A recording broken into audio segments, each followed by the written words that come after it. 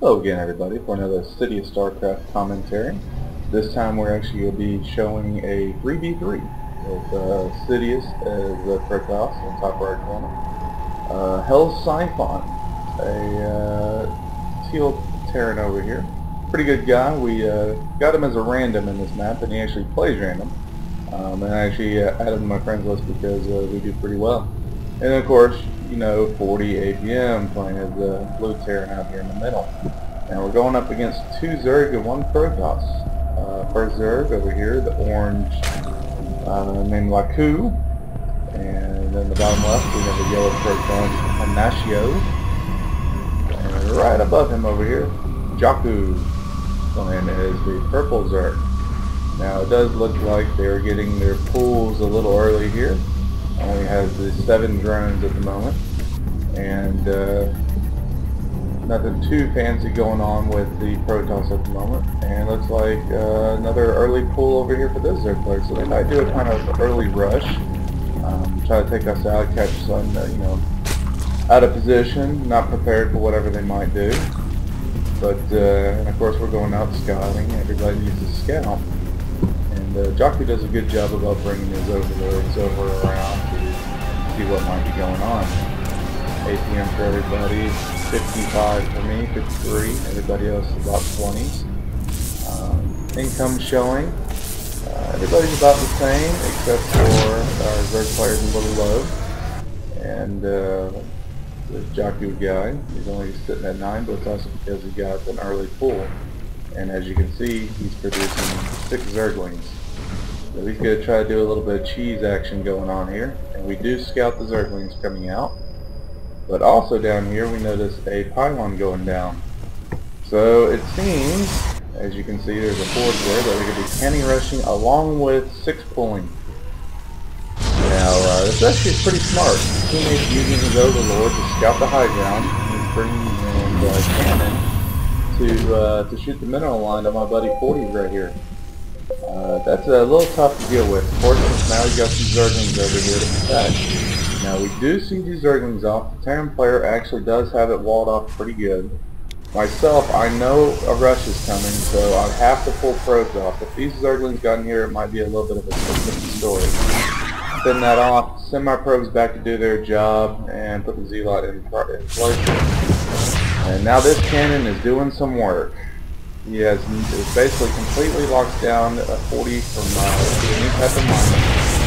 And on chat, I'm telling 40 at the moment, hey, just load up your SCVs, lift off your barracks, and take it somewhere else. And I suggest take it to the high yield expansion for a couple of reasons. One, the rocks are blocking one side, all he has to worry about is the other. And two, he's going to be behind anyways in an economic standpoint, so that if he goes over there, gets a high yield going, he'll get some more money coming.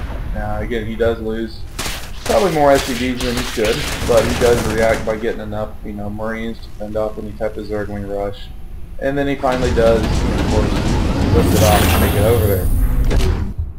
Army size for the players, they're looking at the early 20s down here for the other team. Myself, 25, Hellsyphon on 19, and 40 sitting at 18 as well. Well, most of those, of course, are harvesters. This guy, he's finally dropping his cybernetics for him. The cannons didn't do too much. They stopped a little bit of attack, and he's actually going to try and move out a little bit more on the cannon rush, but the Hellsyphon's doing a pretty good job of trying to take it out. Don't want to commit too much because there's Zerglings over here and now there's 30 cannons.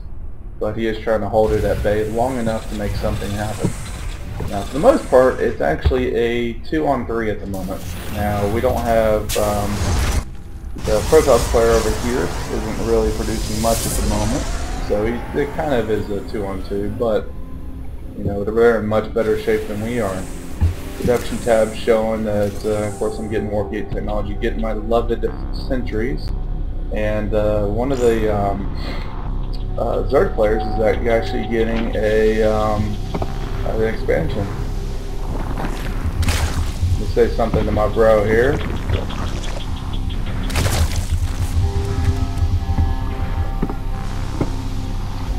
At the same time, like I say, he's got this up mining. He's just mass-produce Marines for the moment, just to hold off any type of attack.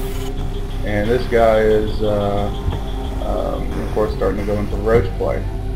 Hellsyphon is getting siege attack, which will definitely help, especially if we go further into the game here.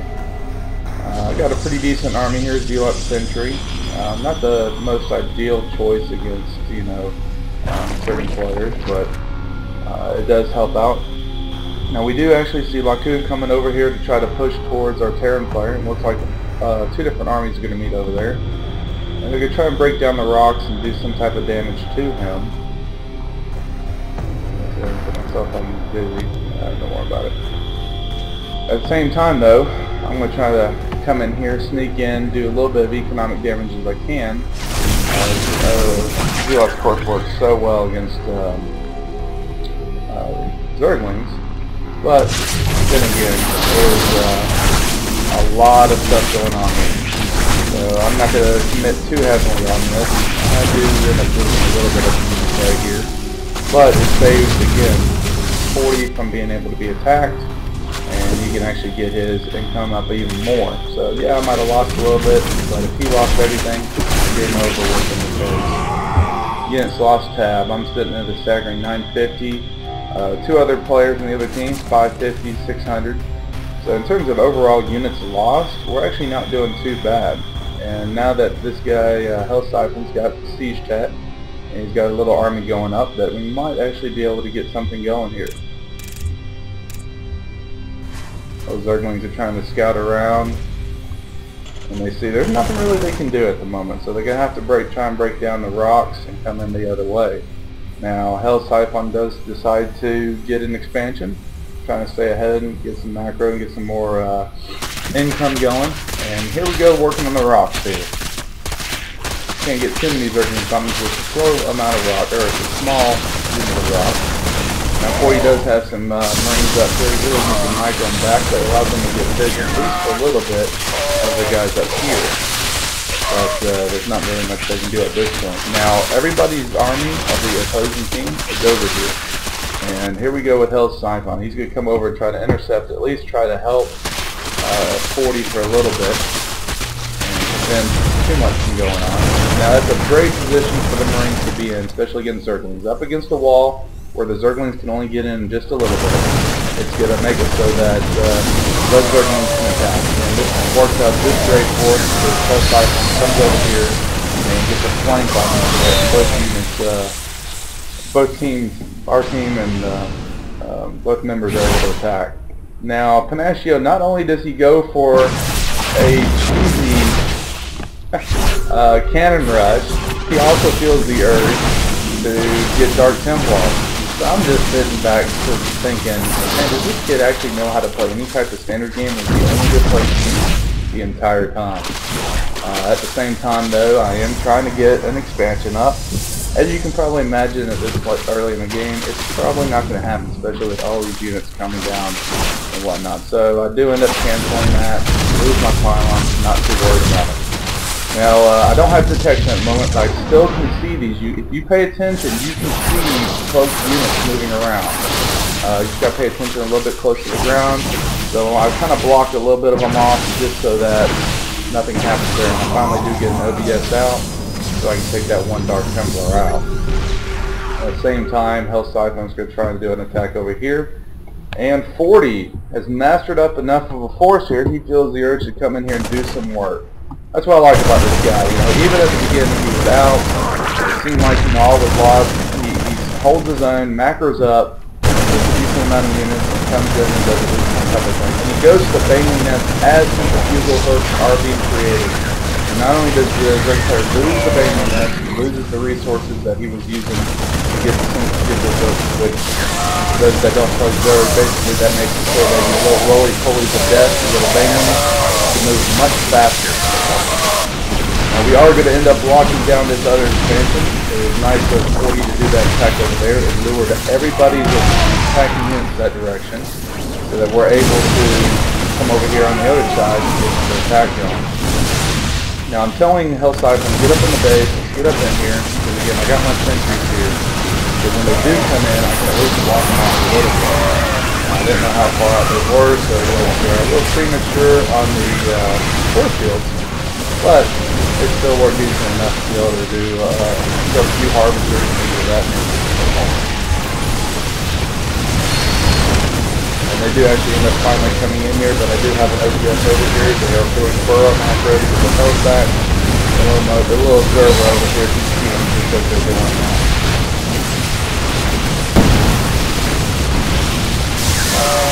You can see now that the Laku person has basically lost all of his harvesters out here.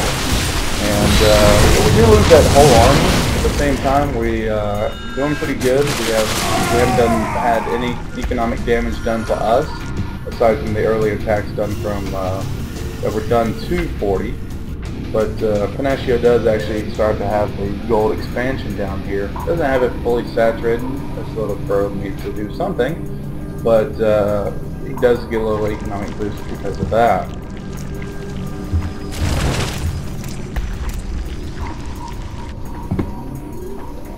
We are starting to mass up more of an army towards the middle of the base, and Laku decides, even without the little bit of harvest which he does have, he needs another expansion, so he's going to try to go rebuild that expansion that he once had.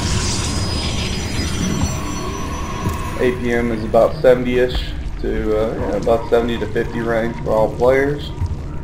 Units lost tab, Laku is just getting his butt kicked at 5350. And yet again, we come over here to try to do another attack, or at least I do. I do trap these roaches right here. He's waiting to get reinforcements from his teammates. But I clear up the few roaches that he has in the ramp and then go ahead and back out. I do send the Zerglings, or the Zealots in, just to buy me a little time to back up. And then regroup with more reinforcing units and more of my teammate here. Now, Panaccio does come over here to help out his Zerg teammate. He realizes that we're probably pushing for him pretty hard here, trying to take him out of the game. And that's basically what we're trying to do. Now, that's a pretty huge Marine Marauder medvac, and he's got a couple tanks in here as well. Now, he unwinds his fleet right there on top of our unit. Now, if he attacks from Zerg, maybe a little bit of destroy, but I force-fielded them off so they couldn't attack the Marines. And then I had some warping and Zealots coming behind them. Now, we got this locked down. I'm telling Hellsyphon, go for the main, go for the main. I can clear this up pretty quick because Terran players, especially Marauders, destroy them so quick that having them up here, look at this, it's already gone. So that even makes them actually leave the game because of that. At the same time, we actually have a two-pronged attack. 40 is down here clearing up this base, and because of that, they end up GG. Well, they don't even GG. Bad men are at the end of it. They just back out. So if you do get cheesed off the start, just hold your cool. You know, get what you can. Move around if you need to. If you have to go to another base, do so. It worked in our favor that 40 actually spawned here and played Terran, so he could lift his bases off. If it was me as a Protoss, or we had a Zerg player here, it might have been a different story, but it worked out okay. Just kept up the pressure, kept up building stuff, and protected 40 until he got back in the game, and it worked out. So I appreciate you guys watching. Post comments if you like, subscribe if you like, and I look forward to having more videos and having more things for you guys. Like I say, if you have replays that you yourself would like to be put on YouTube, I'll do my best to do that. Send them to sidsreplays@gmail.com. And as always, I will see you guys another time, and more StarCraft to come.